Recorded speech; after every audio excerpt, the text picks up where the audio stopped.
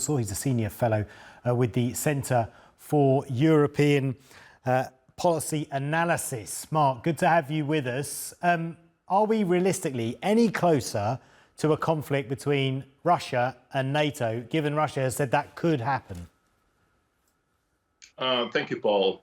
Well, what has transpired, what was recently announced, that is the lifting of this, frankly, ridiculous ban to use Western weapons, in particular American and German weapons against targets on Russian territory, has been long awaited by the Ukrainians, but by many in the West who actually believe that supporting Ukraine to victory, as long as it takes, as the administration has said on multiple occasions, is the only realistic way to preserve peace. I mean, if Russia is allowed to actually penetrate deeper into Ukrainian territory and, heaven forbid, reach the Western borders, which I don't think it will, but still, NATO would end up with a hostile, assertive, aggressive Russia at its border. So what NATO is doing, what the US, the Western alliance is doing, is actually, supporting a very vigorously defending Ukraine, which is ultimately it will have to make difficult choices about targeting, Russian forces, Russian formations, Russian depots, Russian assets inside Russia. But it's very much needed because if not, look what happened with Kyiv. The Russian formations were gathering on the Russian side of the border, and the Ukrainians couldn't touch them. So that was Ukraine fighting with its one hand tied behind its back, for far too long. So the decision that was announced a couple of hours ago by Ambassador Carpenter from the National Security Council, my former boss at the Penn Biden Center, by the way, was a much applauded decision, I believe, and Ukraine will be able to defend itself and ultimately defend NATO by effectively staving off future such Russian attacks, I would imagine. So you think the calculation by NATO was correct, that effectively don't take too much notice of Russia saying, this could start a war with NATO? Well, the Kremlin has been cashing this check, the so-called escalation dominance or escalation recriminations for far too long, too many times. Every time NATO does something to support Ukraine, Russia talks about escalation.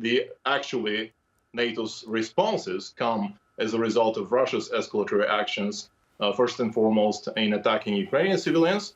But let's remember, Russia also proposed to move the maritime borders of three NATO states in the Baltic region, in the Baltic Sea, that is Finland, Estonia, and Lithuania. Imagine how escalatory that was, in the eyes of the NATO decision makers.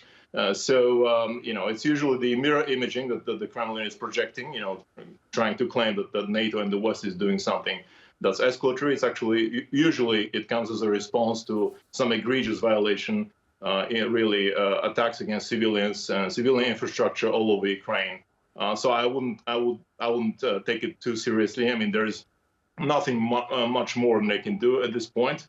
Obviously the tactical nuclear exercises have been used, far too often to try to intimidate both Ukraine and the West. It doesn't work. So it's difficult to imagine what Putin will conjure up this time around. So it sounds like allowing Ukraine to use NATO weapons on Russian targets, it closes that gap in terms of military capabilities between Ukraine and Russia, but you're still effectively in a kind of, at best, stalemate, and so the conflict continues ad nauseum. Well, the conflict, nobody can predict how long the conflict would continue, but at least now Ukraine has a fighting chance to actually not allow the Russian forces to launch offensive operations, so especially in the upcoming summer season, whereby they seize more and more territory, which they call a sanitary cordon. And second of all, weapon systems such as the F-16s are coming quite soon, as you know. Imagining that those airplanes will somehow hit the brakes and turn around at the site of the Russian border, figuratively speaking, that's unrealistic. So, I'm sure the U.S. has given has lifted this ban just in time for the Ukrainians to be able to use the F-16s at will in the regions that adjacent to the Ukrainian border, but not limited to Ukrainian territory. Appreciate your analysis, Mark. Thank you so much. Mark Voyger there from the Centre for European Policy Analysis.